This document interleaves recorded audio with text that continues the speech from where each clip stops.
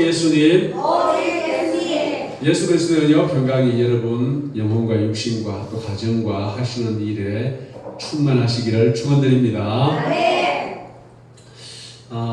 오늘 우리 베드로 사도께서 우리에게 권하는 말씀이 있습니다.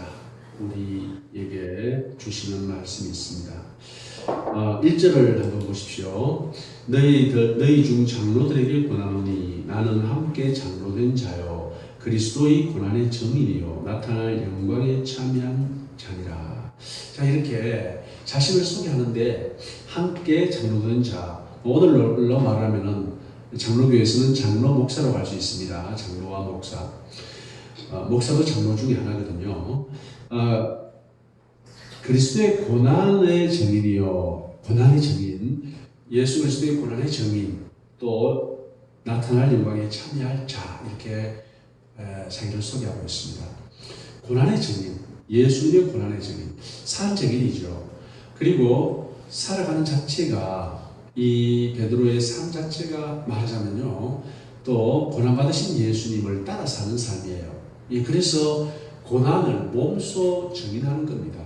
예수님이 고난받으신 것을 증언할 뿐만 아니라 예수님의 고난받으신 것을 몸소 자기가 행함으로써 증언하고 있다는 겁니다. 어떻게 합니까? 3절에 보면 맡은 자들에게 주장하는 자세를 취하지 말고 양무리에 본이 되라. 이렇게 본이 되는 삶을 살아가면서 고난의 증인으로 살아가고 있는 것입니다. 참 어렵죠. 어렵습니다. 말은 하기 정말 쉽습니다. 말은 하기 쉬워요. 그런데 삶으로 실천되기는 안 쉽습니다. 왜 그렇습니까? 삶으로 실천한다는 것은요, 힘들고 또 괴롭기도 하고 또는 손해보기도 하고요, 또 피곤하기도 하고 또 여러 가지 불이익을 당할 수도 있습니다. 그래서 삶으로 본을 보이는 것은 쉬운 일이 아닙니다. 결국 누가 본을 보이느냐, 누가 삶으로 본을 보이느냐, 바로 믿음, 우리가 믿음의 선진이라고 또 하나님의 이 12사도 중에 한 분이 정말 충실한 하나님의 일꾼이요 사도요 종인 베드로 같은 분은 실제 이렇게 사셨다는 것입니다. 그런데 그렇게 사는 분이 하늘에 나타날 영광에 참여할 자라고 그렇게 말씀하셨기 때문에 결국 우리에게 하시는 말씀도 동일합니다. 내가 예수님처럼 살고 있으니까 너희는 나처럼 살아라, 이런 말씀입니다. 그러면은 우리가 그렇게 살지 못하는 여러 가지 이유가 있습니다. 뭐냐면요, 교만. 5절은 교만을 이야기를 합니다. 계속 5절, 6절 다 교만을 이야기를 합니다. 그리고 7절 보세요. 7절은 염려를 이야기합니다. 너희 염려를 다 주께 맡기라. 이는 그가 돌보시니라. 자, 8절 근신하라 깨어라. 근신하라 깨어라고 말씀하시는데 우리가 근신하거나 깨어있지 못한 이유가 뭡니까?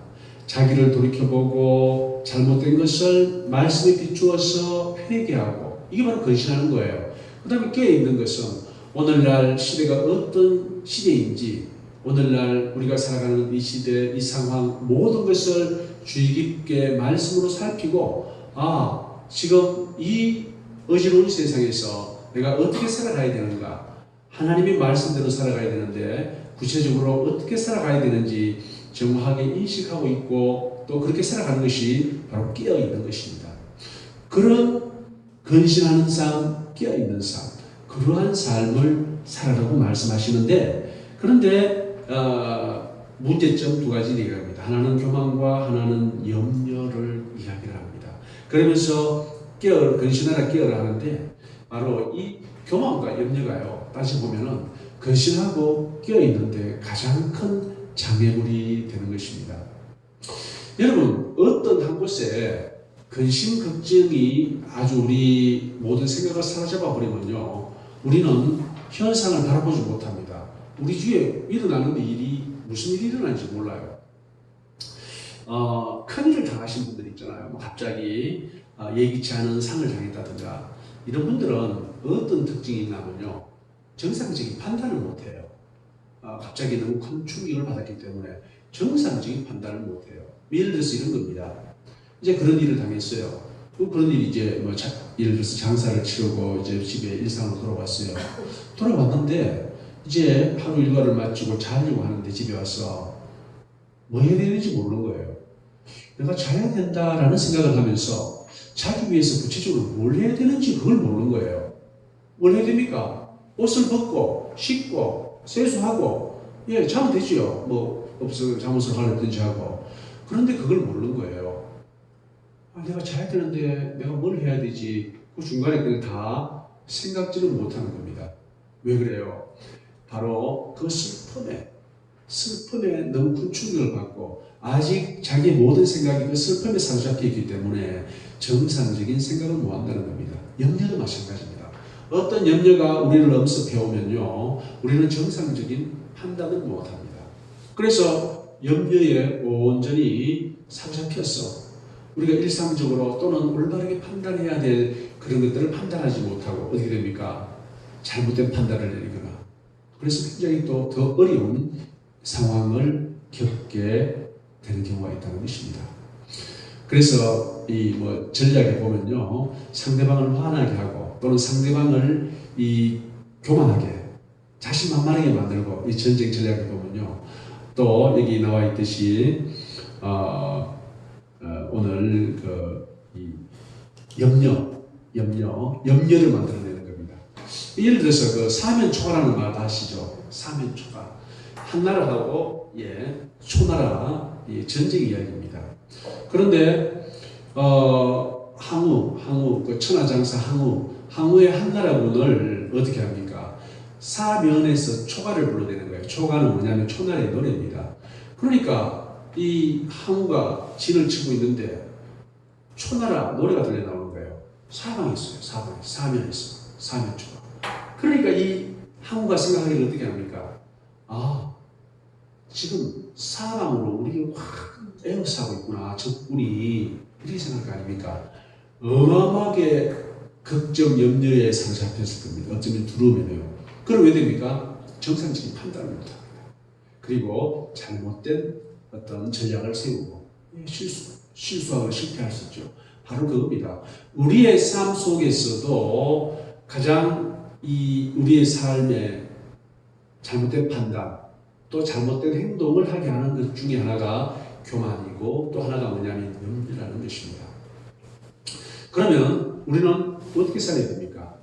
먼저 교만에 대해서 생각을 해보면요. 교만에 대해서 정말 교만하기 쉽습니다. 특히 누가 교만합니까? 돈 많은 사람이 교만합니다. 돈 많은 사람이 교만해요. 갑자기 돈 많이 번 사람 보면요. 정말로 고기가 막 해가지고 거기 가서 숙여질지 모릅니다. 갑자기 벼락부자 된 사람들 보면요. 그리고 굉장히 그들먹거립니다. 전에는 안 그랬는데 갑자기 그렇게 됩니다. 왜 그렇게 됐습니까? 바로 교만해지기 때문에 그렇습니다. 돈이 그 사람의 자신감을 100%만 충전시키면 되는데 1000%를 충전시켜가지고 이 몸으로 너무나 표시가 되는데 행동으로 표시가 되는데 그것이 많은 사람들에게 눈에 거슬리는 그러므로 말미암아서 오히려 그 사람의 자신감을 보고 자신감이 충만하구나 아니고 저 사람이 저 모양일까? 인격이 안 됐을까? 사람이 안 됐을까? 이렇게 핀잔 듣거나 욕먹는 수가 생긴다는 것입니다. 바로 그래요. 교만. 여기 계신 분은 교만한 분 없으시겠죠? 네. 또 하나는 뭐냐면 염려입니다. 특히 오늘날 우리가 염려할 것이 정말 많습니다. 염려할 것이 정말 많아요. 오늘날 우리 젊은이들이요, 정말 우리 어려운 시대를 경험하지 못했지 않습니까? 여기 있는 분들은 다 60년대를 경험하신 분도 계시고 또 70년대를 경험한 분도 계실 겁니다. 그리고 좀 더 이제 80년은 뭐 다 아시고요. 그런데 우리가 동남아로 가보면은 우리의 한 70년대 같다라는 그러한 생각이 많이 듭니다. 정말 그래요. 대도시 빼놓고는 대도시라도 약간 뒤로 가면은 우리의 옛날의 모습을 보는 것 같아요. 그러면은 우리는 어떻게 느낍니까? 아, 우리의 옛날 모습이다. 내가 젊었을 때 또는 내가 어렸을 때 저렇게 살았지. 예, 그걸 생각합니다. 그리고 참 우리나라 잘 살아졌다. 감사하다. 이렇게 나라에 대한 감사도 생기고 또 지금 이 나가보면요. 우리나라 국격이 굉장히 높습니다. 그래서 실제로 이 대한민국 비자가요. 세계에서 세 번째로 무사 통과할 수 있는 비자입니다. 세계에서 세 번째로. 그러면 첫 번째 나라하고 나라 차이가 많이 나느냐? 거의 없어요.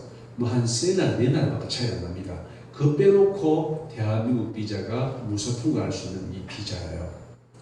비자가 아니고 여권이에요. 네, 말을 잘못했는데 여권입니다.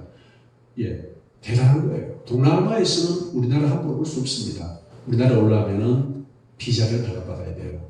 그런데 우리는 대부분 나라 무비자로 바로 들어갈 수 있습니다. 이게 오늘날 우리 대한민국의 위상입니다. 그런데 젊은이들은요, 어때요? 그때를 모릅니다. 그들이 태어났을 때는 부모가 다 차가 있었어요. 예, 부모가 차가 있었습니다. 그리고 뭐 치킨이라든가 뭐 돼지 삼겹살이라든가 소고기라든가 예, 요즘 부족함이 없이 먹고 있습니다. 저는 어렸을 때 그런 거 거의 못 먹었어요. 튀김이 어디 있습니까? 저는 그때가 중학교 1학년 때쯤인가요? 튀김을 먹고 별천지인 줄 알았습니다. 닭튀김을 먹고 정말 맛있었어요. 어떻게 세상에 이렇게 맛있는 게 있는지. 그전에는 닭을 어떻게 먹었습니까? 삶아서 먹었죠. 예, 삶아서 먹었는데 닭튀김을 먹으면 정말 맛있더라고요. 그런데 지금 아이들은요, 그런 거 없습니다. 어릴 때부터 물만 붓지만 틀면 뜨거운 물이 펑펑 쏟아지는 이러한 환경 속에서 살고 있습니다. 제가 대학 다닐 때만 해도 서울에서 제 방에 연탄으로 제 방을 데웠어요. 제 방을 데웠는데 그러면 어떻게 하냐면요, 거기에 겨울에 물을 이 큰 냄비에다 올려놓습니다. 아침 되면은 그 물이 데펴져요. 완전 뜨겁죠. 그러면 그 물 가지고 세수하고 머리 감고 그리고 학교를 갔던 그런 기억이 납니다. 아마 여러분들도 다 그럴 텐데 요즘은 그렇지 않지 않습니까? 물만 틀면, 수도꼭지만 틀면 화장실에서 바로 따뜻한 물을 펑펑 쓸 수 있는 그런 때입니다. 그러한 때인데 오늘날 우리 학생들은, 젊은이들은요, 그러한 시절을 겪지 못했습니다. 너무나 풍요한 상황에서 살다 보니까 조금만 힘든 일이 생기면 왜 됩니까? 예, 불평하고 근심하고 염려합니다. 그러니까 사실 그들하고 우리랑 달라요. 그들하고 우리는 다릅니다.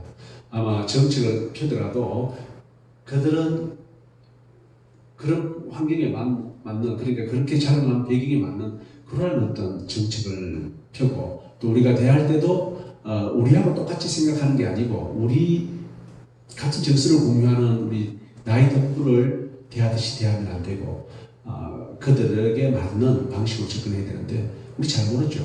우리 공부해야 될 겁니다. 한번 어떻게 우리 젊은이들에게 접근할 것인가, 그들의 마음을 열 수 있는 말은 어떤 것인가, 우리가 한번 다 공부를 해봐야 됩니다.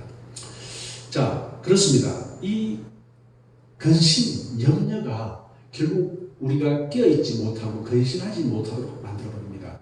아까 제가 말씀드렸다시피 큰 충격을 받은 사람은요, 판단력이 흐려져 버립니다. 그래서 이제 그걸 아는 사람, 그걸 또 경험해 본 사람은 어떻게 하냐면요, 큰 충격을 받은 사람들한테는 옆에서 도와줘야 돼요. 왜냐면은 애 다루듯이 도와줘야 돼요. 아이고 이제 오늘 수고하셨으니까 그만 쉬세요. 뭐 잘 때 집안에 있는 사람 같으면은 아이고 이제 들어가 씻으라. 화장실 들어가 씻고 발 씻고 세수 좀 하고 나오느라. 그래 내가 세수해야지. 뭐 해야 될지를 모르니까요. 뭐 양말을 벗어야 될지 모르니까 저 양말 벗고 들어가서 좀 발 씻고 얼굴 씻고 나오세요. 맞다, 내가 그거 해야지. 나오면 왜 됩니까? 옷 갈아입고 주무세요. 예, 그렇게 말하시면 맞다, 내가 옷 갈아입고 자야지. 이렇게 한다는 거예요. 바로 그런 겁니다. 판단력을 잃어버립니다. 오늘날도 마찬가지예요. 오늘날 대부분의 사람들이 정확한 정보가 없고 또 우리 예수 믿는 사람이라도 온전한 믿음에 서 있지 않으면요 제대로 된 판단을 못합니다. 우리가 판단을 어떻게 합니까? 성경적 지식 그리고 또 외부에서 들려오는 여러 가지 정보를 종합적으로 분석해서 지금 이 상황에서 우리가 어떻게 해야 된다 이런 판단을 하는데, 그런데 염려나 교만이나 여러 가지 성경에서 말하는 여러 가지 문제점들, 악들에 빠졌을 때는 우리는 그러한 제대로 된 판단을 하지 못한다는 것입니다. 그럼 제대로 된 판단을 하기 위해서 어떻게 됩니까? 교만이라든가 염려라든가 근심이라든가 이런 것들을 내려놓아야 됩니다. 그럼 어떻게 이런 것들을 내려놓을 수 있습니까? 성경은 누누이 계속해서 반복해서 이야기하고 있는 것이 교만하지 말라는 것입니다. 교만은 패망의 선봉입니다. 겸손은 존귀함의 앞자리고요. 끊임없이 구약부터 신약까지 계속해서 그 말씀을 반복하고 있습니다. 그러면 우리는 이 말씀이 끊임없이 반복되는 이유가 뭐냐면요, 딴 게 아닙니다. 사람은 듣고 돌았으면 또 교만해질 수 있다 이겁니다. 그렇기 때문에 그럴 말하면 또 반복해서 말하고 그래서 계속 반복되고 말하고 있는데, 그러면은 이제 우리는 그 교만하지 말라는 말을 아마 이 손바닥에다 적든지 손등에다 적든지 적어놓고 끊임없이 기억해야 되는 겁니다. 아니면 매일 밤에 자기를 되돌아볼 때 내가 오늘 하루 교만했나 그렇게 봐야 된다는 것입니다. 여러분들 교만한 사람 많이 봤을 겁니다. 보기 싫죠? 반맛이죠? 그렇습니다. 하지만 겸손한 사람, 알면서도 부드럽게 겸손하게 말하는 사람, 또 양보하는 사람, 이런 사람들은 참 좋은 사람이다, 저 사람과 또 만나고 싶다, 저 사람과 또 대화하고 싶다, 이런 마음이 들지 않습니까? 내부터 그래야 된다는 것입니다. 남 이야기할 것 없이 내부터. 그리고 염려에 대해서도 성경은 염려에 대해서 말을 많이 합니다. 특별히 예수님께서도 네가 염려함으로 흰 머리털 하나를 검게 할 수 있고 또 네 길을 한 장을 자라게 할 수 있느냐? 아무것도 할 수 없다. 염려하지 마라. 오늘 염려는 오늘의 족하다. 그렇게 말씀하십니다. 이게 무슨 말씀이냐면요, 사실 염려함으로 우리가 할 수 있는 일이 없다는 것입니다. 오히려 염려의 결과로 올바른 판단을 못하고 잘못된 판단을 하고 또 잘못된 행동을 함으로 말미암아 자기에게 피해가 올 뿐이지 전혀 도움이 안 된다는 것이 바로 염려라는 것입니다. 그리고 염려는 우리를 유익하게 하지 못합니다. 우리에게 유익이 되어야 되는데 전혀 유익되게 하지 못한다는 것입니다. 그럼 어떻게 됩니까? 염려의 본질에 대해서 우리는 분명히 살펴봐야 됩니다. 어떤 일이 되고 안 되고가 있습니다. 될 수도 있고 안 될 수도 있어요. 되면 좋고 안 되면 안 좋아요. 그런데 그 일이 염려함으로써 될 수 있습니까? 또 어떤 때는요, 전혀 생각지 않은 일이 날 수 있어요. 나에게 유익한 일들이.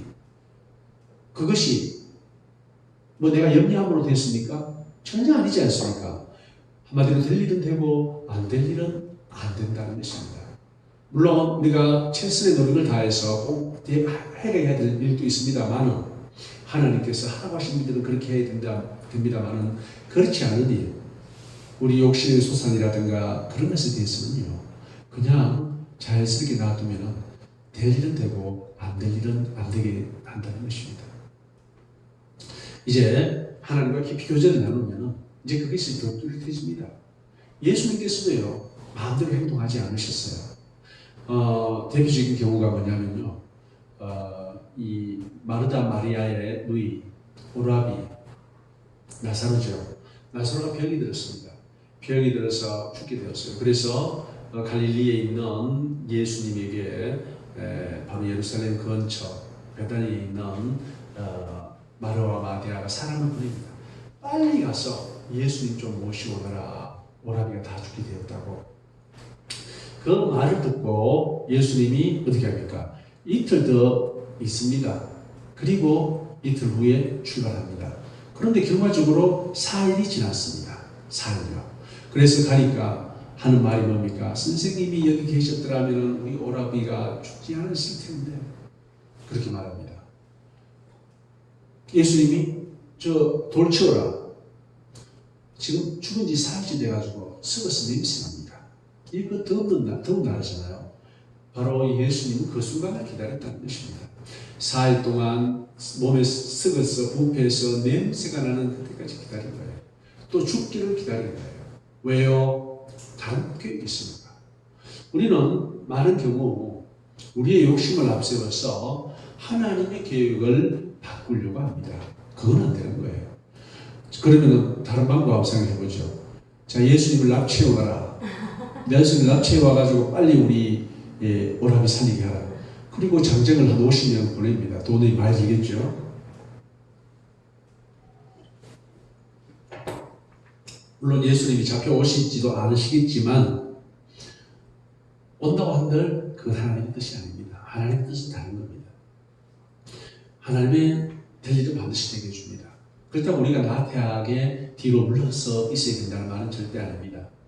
우리의 욕심에 따라 행하는 일들은 우리를 오히려 근심케 하고 염려케 하고 마침내 깨어있지 못하고 근심하지 못하게 하는 아주 나쁜 결과를 초래한다는 것입니다. 예, 하나님께서 될 일은 반드시 되게 해주시고 안 될 일은 안 되게 해주십니다. 이러한 하나님을 믿는다면 우리는 염려를 내려놓을 수 있습니다. 하나님께서 하신다는 믿음 안에 있어요. 우는 사자같이 두루다니며 너희 대적 마귀가 우는 사같이 두루다니며 삼킬 자를 찾느니. 자, 여기에서 우리는 많이 이 비유 말씀 때문에 우리가 착각하는 경우가 있습니다. 어떤 착각을 합니까? 우는 사자가 굉장히 무섭지 않습니까? 예, 우리가 동물의 왕국이라든가 뭐 내셔널 지오그래픽 보면은요 이런 장면 많이 나옵니다. 사자가 울부짖고 먹잇감에 목을 물어서 사냥하는 그런 장면들을 보는데 굉장히 무섭죠. 그런데 이 사자같이라는 것은 비유입니다. 비유. 그렇게 무섭게 우리를 공격해 온다라는 뜻이지 우리 눈에 그래 보인다는 게 아닙니다. 이건 영적인 이야기입니다. 영적으로 이렇게 무섭게 우리를 공격하는 것이 마귀다. 이걸 육적으로 보면은 오해한다는 것입니다. 그러면은 영적으로 이렇게 우는 사자와 같이 우리를 잡아먹으려고 공격하는데 육적으로 보면은 어떻게 되느냐? 아주 보암직도 하고 먹은직도 하고 탐스럽기도 하다는 것입니다. 헷갈리면 안 됩니다. 그렇게 해서 굉장히 무섭고 두려운 상황에 마귀가 역사한다라고 생각하는 경우가 있는데 아닙니다. 먹음직, 보암직, 정말로 탐스럽고 만져보고 싶고 먹고 싶고 그런 겁니다. 그렇게 겉으로는 우리에게 다가오는데 뒤로는 뭡니까? 죽음을 꽉 넣어놨어요. 사망을 넣어놓고 먹으라는 거죠. 그와 마찬가지입니다. 어마무시하게 두려운 것들이 안에 들어가 있는데 그 바깥에는 뭘로요? 바로 그 선악과 같이 아름다운 모습을 하고 있다는 것입니다. 우리 삶 속에서요 대부분 우리를 유혹하는 것은 이렇게 재미있고 신나고 즐겁고 흥분되고 짜릿하고 이러한 것을 가정에서 우리에게 찾아온다는 것입니다. 하지만 하나님의 말씀은 어떻습니까? 그렇지 않아요. 하라 마라 뭐 계속 그럽니다. 별 재미없죠. 하지만 우는 사자 마귀가 그 속에 들어앉아 있고 그 포장을 재미있고 신나고 흥분되고 짜릿하고 또 나에게 굉장히 돈을 많이 벌 것 같이 그런 느낌으로 우리에게 다가온다는 것입니다. 그래서 이 유혹에 빠져버리면요. 그러니까 우리가 깨어있지 못하면 그러한 것을 분별하지 못하고 결국 빠지고 나중에 많은 후회하는 그러한 일이 생길 수도 있다는 것입니다. 자, 9절 보십시오. 너희는 믿음을 굳건하게 하여 그를 대적하라. 이는 세상에 있는 너희 형제들도 동일한 고난을 당하는 줄을 알리라. 이렇게 얘기합니다. 바로 고난을 당한다는 것입니다. 이 땅에서 정말 하나님의 뜻대로 살아가려고 하는 사람들은 고난을 당합니다. 물론 그 내심으로 고난이 아닐 수도 있습니다. 그분이 내적으로는 고난 아니게 받을 수도 있잖아요. 그럴 수도 있습니다만 외적으로 보기에는 그것이 고난이라는 것입니다. 마치 자초해서 사서 받는 고난과 같은 것입니다. 이제 편하고 쉬운 길이 있는데 왜 죽으려고 저 어려운 길을 택할까? 세상 사람은 이해 못할 수도 있습니다. 뭐 그거 하나 가지고 그래 따지노, 대충 하고 넘어가지, 이렇게 말할 수도 있다는 것입니다.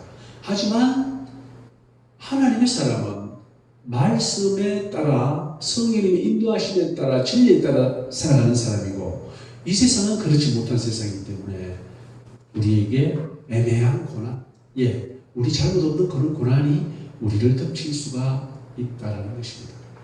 그럼 어떻게 해야 됩니까? 우리는요, 애초에 이 사실을 직시해야 됩니다. 맞아. 이 세상을 말씀대로 순종하며 살아간다는 것은 고난이 따르는 일이다 라는 것을 그냥 받아들이세요. 받아들이지 못하면 어떻게 됩니까? 엄청나게 힘들고 괴롭습니다. 하지만 분명한 것은 뭐냐면요, 진리 따라 말씀 따라 살아간다는 것은 반드시 고난도 수반한다는 것입니다. 예수님도 그랬고 베드로도 그랬습니다. 만약 오늘날 어떤 사람이 너무너무 신나고 재미있게 살아간다는 사람이 있다면 그 사람은 진리 따라 살아가는 사람이 아닙니다. 목사만 하더라도 그래요. 목사만 하더라도 반기독교적인 그런 법을 만들어요. 그게 정치에서 맨날 말해요. 그런데 이 사실을 교회에서 말하면 어떻게 됩니까? 교회에서 친정부적인 사람이 있어요. 그 사람이 목사님을 박해하겠죠. 왜 여기서 정치적인 말을 합니까? 왜 그런 말을 해요? 성경 말을 하지. 그 사실 성경 말하는 거예요. 성경 말을 풀어서 오늘날 현실에 적용해서 말해주는 건데 그렇게 말하는 사람이 있을 수 있습니다. 그러면 말 안 하면요, 그냥 순탄하게 넘어가요. 하지만 말을 함으로써 고난을 받죠. 잘못하면 쫓겨날 수도 있어요. 광주의 어느 한 교회는요, 그런 말씀을 목사님이 전가하셨다가 4,000명 교인 중에 2,000명이 나간 교회가 있답니다. 대단하죠. 사실 그건 목사님한테 굉장히 큰 도전이었어요. 하지만 목사님은 사람이 들어가고 나가고 그걸 본 것이 아니라 뭘 봤습니까? 진리를 본 거예요. 성령께서 감동 주시는 대로 지금 악한 마귀 짓을 하고 있는 여러 가지 현 정부의 법 정책에 대해서 성경의 근거에서 비판하는 겁니다. 그것은 옳지 않은 거다. 그런데 말 안 하면 어떻습니까? 순탄하게 넘어갑니다. 말하면 어떻게 됩니까? 고난을 받습니다. 바로 이렇기 때문에 고난이 있다는 겁니다. 진리와 말씀대로 살아가는. 왜요? 세상이 그렇지 않기 때문에. 예수님도 굉장히 많이 삐지셨어요. 그래서 고난 받았어요. 예를 들어서 성경과 바리새인들한테 예수님께서 여러분들 정말 잘하고 있습니다. 천국은 여러분의 것입니다. 여러분은 천국 가서도 성경과 바리새인에 대해서 영원히 다스릴 것입니다. 말하면요, 예수님 넘버원, 아마 가장 많은 제자들을 성경과 바리새인 가운데서 뒀을 것이에요. 하지만 예수님은 그럴 수 없는 분이에요. 진리 자체시고 당연히 진리를 말해야 돼요. 그렇기 때문에 그들을 비판했어요. 비판하자 날아온 건 뭡니까? 저놈 죽여라 입니다. 저놈 죽여라. 그래서 죽여버렸죠. 이게 현실입니다. 그래서 여러분들 정말 쓸데없는 고난을 자초할 필요는 없지만 진리를 지키기 위하고 진리를 실천하기 위해서는 받는 고난은요, 정말 하나님이 기뻐하시는 고난입니다. 나를 위하여 핍박받는 자 천국이 저희 것이며 바로 그런 분들을 위하여 주님께서는 천국을 예비하시고 주신다는 것입니다. 그래서 오늘 본문의 말씀같이 동일한 고난을 당한 줄을 압니다. 고난에 대해서 두려워하지 마십시오. 말씀을 말씀대로 믿고 따르고 순종하면은 이 세상은 말씀대로 가는 세상이 아니기 때문에 반드시 고난도 동일하게 받습니다. 하지만 성경에서 예수님께서 분명히 말씀하시듯이 의를 위하여 핍박받는 자 천국이 저희 것이다. 의를 위하여 핍박받아서 마침내 천국을 다 소유하는 모든 성도님들 되시기를 예수님의 이름으로 축원드립니다. 아멘. 할렐루야. 아버지 하나님 감사합니다. 전능하신 아버지 하나님을 찬양합니다. 아버지 하나님, 참으로 대적 마귀가 우는 사자같이 부르다니며 삼킬자를 찾습니다. 근심하며 염려하고 교만한 자들을 바로 그들의 목표물이 됩니다.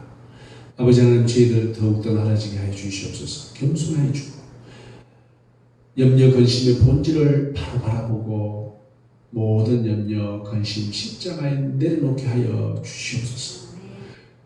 말씀대로 순종하고 말씀 따라 가는 것으로 말미암아 받는 고난 감내하게 하여 주시옵소서. 예수 그리스도로 받들어 기도드리옵나이다. 아멘.